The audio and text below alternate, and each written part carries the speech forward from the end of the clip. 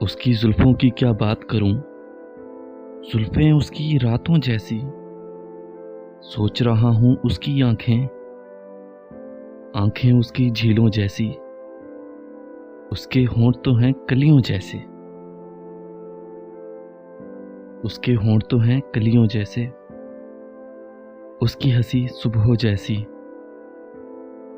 عمدہ اس کا لہجہ ہے، عمدہ اس کا لہجہ ہے، باتیں تو ہیں شہد کی جیسی، اس کا چہرہ ٹھنڈک دے، اس کا چہرہ ٹھنڈک دے، اس کی سانسیں خوشبو جیسی، گال پہ اس کے تل بھی ہے، گال پہ اس کے تل بھی ہے دربان کے جیسے، کان کی بالی سورج جیسی، میری غزل میں ڈھونڈ رہے ہو، میری غزل میں ڈھونڈ رہے ہو،